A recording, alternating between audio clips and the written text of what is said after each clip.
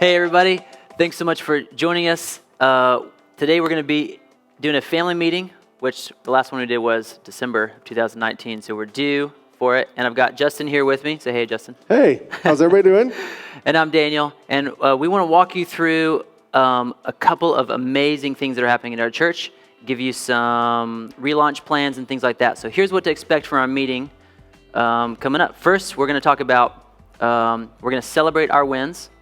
We've got a lot of wins, cool things to talk about. Yes. Secondly, we're going to recap our 2020 goals, and then we're going to talk about financial update, where we have been and where we're going. Yep. And then finally, we are unveiling our relaunch plans for our church. So pretty exciting stuff, right? Yeah, lots of exciting things. So what are we going to do first? Let's do celebrate the wins. Okay, so we're going to celebrate some wins. So the first thing is, and we've talked about this a ton, is God's providence. Ooh, yeah. And how we've seen that at play throughout the last few months as we've walked into a season of social distancing, a season of our church being scattered in our homes, meeting in our homes, that God was already at work in providing our online live stream and how much work was done the year before. Also with onelifehub.com and all of our content, all of our weekly updates being in one place. Yeah, that was done. Resources. Yeah, that was done in the last year. And we didn't know this was coming because none of us did. But God was preparing our church to be able to be scattered in this time, but still connected. And so I'm amazed anytime that I see God's hand at work like that. Another thing that we want to celebrate is how many people have been joining us online for our live stream. Ooh, tell me about it. I mean, the numbers, you can't really nail down the numbers, but let me tell you a couple really cool stories. Yeah. Stories of a couple people who call our church home. Their families are in different places in the United States, and their parents have been joining us every Sunday. And stories like, hey, I've been watching with my son or my daughter, and we're texting back and forth, and they're in separate states, talking about what God is doing and what God is teaching them, and just seeing those connections and seeing that new people are checking out our church. So I told you this story that I was in Food Lion, and a lady I'd never met came up behind me and said, hey, aren't you one of the pastors at One Life? And I said, yeah, I've never met you before. And she said, I've been joining your church for the last few weeks online. And how awesome that is, you know, because our church is everywhere now. And so there's a lot of things to celebrate. Another thing to celebrate is... Yeah, we hired an amazing person to do... which you all should know her. Yes, so it is. We hired Jeannie Merritt. Jeannie Merritt. Yeah, which is your... My neighbor. Your neighbor. We live right next door. Yeah, and so you created a relationship with the Merritts because you live next door to them. They started coming to our church, started serving in multiple capacities. Her husband, Mark, leads our facilities team here at the church. She was working with the Blessing Box and Tina Taylor and different outreach opportunities. And then we hired her as our pastoral care director. Yeah. And she's incredible. Her heart literally bleeds for pastoral care. So she is overseeing all of our care groups now.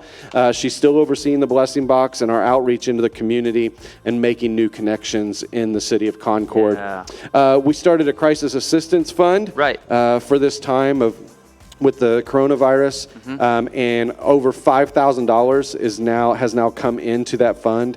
We've had the opportunity to be able to send gift cards to families that have needed them, and that fund is available. And so if you're watching this and one of you maybe in your family has lost their job, and you're not sure where the next set of groceries are coming from, next set of diapers are coming from, listen, the church wants to come alongside of you and help you out. And we've had amazing people give to this fund so that we can do that. So if you're a part of our church and you need a little help, just reach out to us and we would love to walk alongside of you during this time. How about huddles? You lead our huddle ministry. You oversee that. It's part of the environments, part of our church.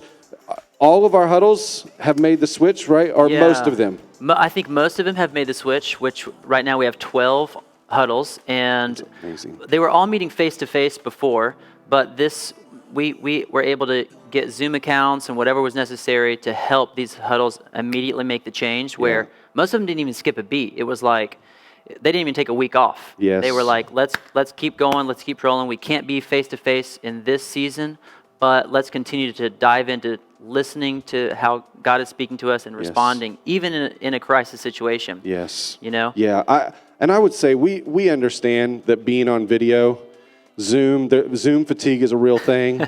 Like, we understand it's not the best way, but it's the way that we have right now. And I'm so proud of our church, and I'm so proud of our huddle leaders, so proud of our staff that have been flexible to make that adjustment. We know that we want to be in person. We do, but right now we can't. And so making that move to use Zoom, Facebook Live, FaceTime, and how I'm so proud of our church and how flexible we have been. Care groups, we have 11 care groups. Whoa. Hopefully you are all in a care group. If you're not, reach out to us. We'll put an email at the very end of this video on how you can reach out to us.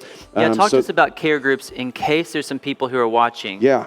Who this is the first time hearing about them. Awesome. So at the beginning of this season, we started 11 groups and tried to divide everyone in our church into one of those groups where a lay person or a lay couple would be reaching out to them and caring for them, checking in on them, praying for them, asking them how they're doing, asking them if they need anything. And so, 11 sets of leaders who are caring for our church, shepherding our church, pastoring our church. And the only one that's led by a staff is Aaron. He's leading one of them that has student life parents in it. Wow. But you and I are in a care group. Right. The rest of them are lay leaders. And it's just incredible to watch them. How many people, I don't know if you said this already, but how many people are being cared for? Over 300. Whoa. Over 300 people are in a care group. Wow. And that's really incredible. And we're working as we're adding new families to the church, even during this season, to find places for them to be cared for in these groups. Not just old people that have been here for 10 years, but also families who are joining us from all over the place. Yeah. How can we care for them?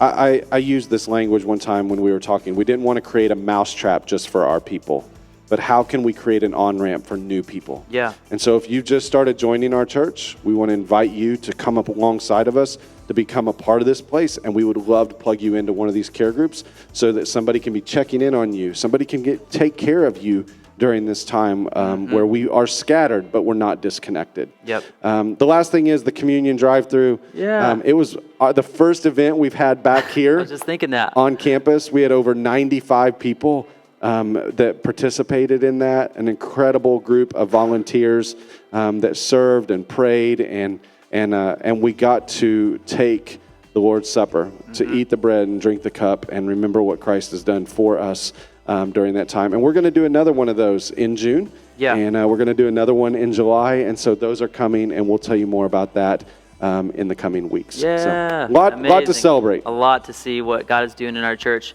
Let's move on to something. It's like a recap. I'd love to look at, or you tell us, or remind us, I should say, about our 2020 goals, which you set early in the year. Yeah. We probably have forgotten about, and that's okay. You're just going to help us boost us back into it. Yeah, so we set a vision for 2020, and that vision was to go and make disciples of Jesus that make disciples of Jesus. So the very first series of teachings that we did in January was on that vision. Go and make disciples of Jesus that make disciples of Jesus. And those are the words of Jesus, and we want to take those seriously. We want to live those out. And just because we've been disconnected, just because we've been scattered, does not mean that we are not still aiming at that vision. And so our goals for 2020 help us to achieve that vision for this year. So some of the goals that we have set, some of them are about groups. Yeah. And so discipleship happens on Sunday mornings. Discipleship happens in our ministry teams. Discipleship happens in Ola. Discipleship happens in our discipleship huddles.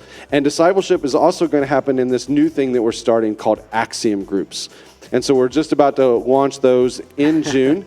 And Axiom groups are a next step for you. If you've been worshiping with us on Sunday and you're like, what's the next step? How do I take that next step in my discipleship process? The Axiom groups are going to be that. They're going to be 4 weeks long, so short and sweet. And we're going to talk about who God is and what it means for our life in those 4 weeks. Daniel and I are going to lead those, and we're going to look to start a new one of those every couple weeks, So there's going to be plenty of on-ramps along the way for you to take a step. Yeah. And so we are being intentional about our discipleship in our group settings, in our environment settings. Another thing, 12 to 15 huddles. That was a goal for this year. We want to have 12 to 15 huddles going. We already have 12. We want to start 5 to 7 family dinners. We're not sure when that's going to happen because of our current reality, but it's still a goal that we want to aim at. We want to start neighborhood dinners, 3 neighborhood dinners, which are outreaches into our neighborhood. You and Allison have a neighborhood dinner where you invite your neighbors over to eat with you. And we want to average 75 adults and kids in Ola in the spring and the fall. And so we were going great until the coronavirus started. And we're hoping that Ola is something that we can do in the future. We're not sure exactly when, but it's still a goal. And then engagement. Our goals for engagement, we want to average 190 to 200 people every Sunday morning.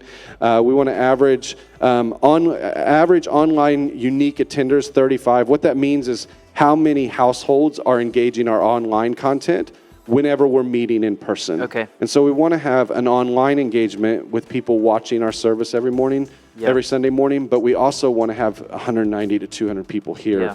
This is one of those goals that you can tell we didn't see the coronavirus coming. Yeah.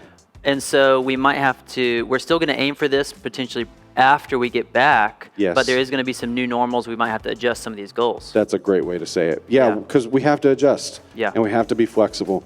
We want to see 5 to 10 baptisms this year, people who respond to the work of Christ in their life. And we want to have 100 volunteers. And before this started, we were already over 100 volunteers. Yeah, that's incredible. Leadership, we wanted to hire one part-time staff. And we did it. We want to add a new elder by the end of the year, and the elders help direct this place and direct the vision of this place. So we want to add a new elder, and we want to raise up new ministry team leaders for different areas of ministry, which we've been doing. People like Kim Kirk, Mark Merritt, Brian Childers. These are all new ministry team leaders in this year, and so people who God has raised up to say, this is a new area of ministry at our church, and I want to lead that area. And so God is doing that. Wow. And then financially, a couple goals we had. We wanted to have $45,000 in our savings account by the end of the year, and we wanted to average $25,000 a month in offerings. Okay. Here's what I want to say. I want to read Ephesians chapter 3, verse 20, because this is what comes to mind when I think about these goals. And so many of these we've already checked off, and God has already achieved these. Ephesians 3 comes to mind. Now to him who is able to do immeasurably more than all we ask or imagine, according to his power that is at work within us, to him be glory in the church and in Christ Jesus throughout all generations, forever and ever. Amen. He has done immeasurably more than we would have ever imagined. Wow. And even whenever we've been scattered for 10 weeks so far, God is doing immeasurably more than we could ever ask. We have so much to celebrate. Wow. And so many places where we've seen God on the move. That's amazing. Yeah. Thanks so much for recapping that, because some of those I help lead this place with you, and I even forget. So It's easy. It's easy. And we actually go over them on a regular basis to remind ourselves, because you can get going, and you can be doing things. But we need to come back to these goals that God has given us. Yep. All right, let's talk about finances. And we've got a couple of cool things, which is like where we were, the last meeting, what's going to be coming up, or what the finances have looked over the past 5 months, and then what kind of new expenses coming up we see. Yeah, where we're headed. So let's go back. Where were we during our last family meeting, which was in December? In December, we shared these numbers with you. June to November of 2019, our 6-month average was $20,900. So this is just offerings, $20,900. Our 6-month offering shortfall over that 6-month period was $15,600. And you can remember that we did a special offering at Christmas to try to make up that shortfall, to close that gap. And so that's where we were 6 months before our last family meeting. Now, where we have been since that family meeting, we started to adjust our budget. We started to tighten the belt. And let me show you what God did. In the past 5 months, our 5-month offering average has been $29,280. Let me just compare that. Our 6-month average from June to November of 2019 was $20,900. Our past 5 months have been $29,280. Wow. That's incredible. Our expense budget over the past 5 months has been $31,800. We are so close to be saying that we're reaching, like we are meeting that expense budget just through offerings. Yeah. Not including what we bring in for rent for the collective, what we're bringing in for Rooted. Like, I see. It's incredible what God has done over the past 5 months. Now, where we are going, our new expense budget starting July of 2020 is around $33,000. And that increase is full-time staff salary raises. We have not done a raise for our full-time staff in 4 years. And so we want to take care of our full-time staff. And so that number includes that raise. New part-time staff member, hiring Jeannie. Online campus expansion. What we're doing online right now, what you and I are experiencing every Sunday and every Wednesday online, we're going to continue with that going forward to reach more people. And then an increased ministry budget. As our church grows, ministry budgets grow. And you understand that because in your workplace, that happens. When your workplace grows, when your business grows, the expenses grow. And so we want to continue to give our ministry teams what they need so that they can continue doing ministry. So starting in July, our expense budget will be $33,000. And we want to invite you, if you are not partnering financially yet with our church, we want to invite you right now to do that. And you can start giving right now at onelifechurch.tv/give. I want to brag on our church. 95% of our income comes in online through that link. That's why we've gone the last 11, 12 weeks and we haven't seen a huge dip. Because your faithfulness, you've continued to give even when we're not meeting in person. That's incredible. Another thing to celebrate. And so we want to invite you, if you are not a financial partner of this place, if you're not worshiping through the giving of your tithes and offerings, we want to invite you to become a part of what God is doing here at One Life. And you can do that through that link at onelifechurch.tv/give. All right, so that's the financial update. Yeah, that was good. So we're going to move on to a decent section here. This is our relaunch strategy. Yes. For how we're going to get back and how we're going to follow God in how we reopen this place. Which I use the wrong language even there because the church is open. It's always been open. We're just going to be relaunching. That's right. Yeah, and we chose that language on purpose. Because the church has been open. We've been meeting in our homes, meeting with our families. The church is still on the move. But when are we going to relaunch our on-campus gathering? Right. And that's the question. You've been asking it. We've been asking it. Everyone's asking it. When is One Life Church going to start meeting again on campus? You're going to see something. It looks like this.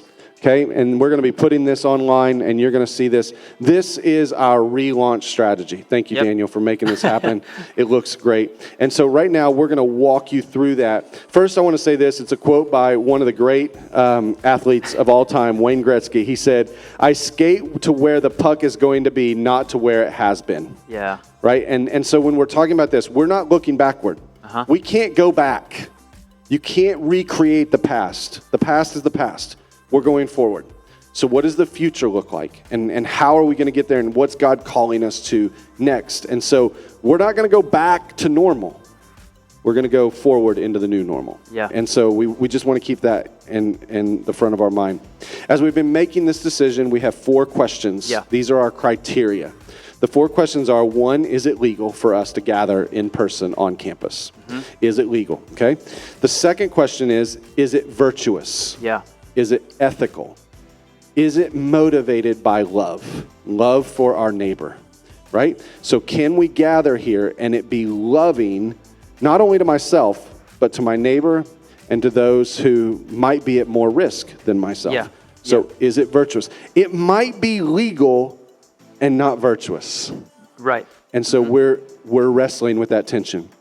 The third question is it practical? Because as we've seen plans coming out about churches meeting again on campus, we're realizing that there are a lot of steps that we have to take in order for us to meet again on campus. Yeah. So the question is, can we pull this off? Can we do this without childcare? Can we afford all of the steps that need to take place for us to gather on campus and do it in a virtuous way and a legal way? Yeah. And then the fourth question is it in line with our values? Yeah. Is it in line with our values? So can we gather here wearing masks, being 6 feet apart, and still live out our values of being a church's family, authentic living, and a culture of investing? So can we gather on campus and live out those three values? If we can, great. If we can't, then it's not time. So all four of those questions have to have a yes in order for us to come back and gather on campus. All right? So let's walk through these 5 phases. We have 5 phases, okay? And these 5 phases are all subject to change. That's right. Okay? Any detail in these are subject to change. Any date is subject to change, okay? So don't look at this and think, set in stone. Set in stone. It's not, because this is a fluid situation. The other thing is all of our phases are based upon the guidance from the state of North Carolina, Governor Cooper, Cabarrus County, and other medical professionals. And our online services will continue through every phase and beyond the 5 phases, all right? All right, so let's walk through this. Phase 1 is what we have been doing. Phase 1 is March through May. Our worship gathering has been online only. That's right. Kids Life has been online only. If you have kids and you've not been watching the kids content, I encourage you to do that. You can join the Kids Life Facebook group, and it's released every Sunday. So Kids Life content is online only. The collective offices, our church offices, have been closed. Events were canceled, and our groups, huddles, have been online only. That's right. So that was phase 1. That's where we've been, right? Phase 2 is where we're going. Okay? The state of North Carolina just said we're going to move into phase 2 starting on Friday.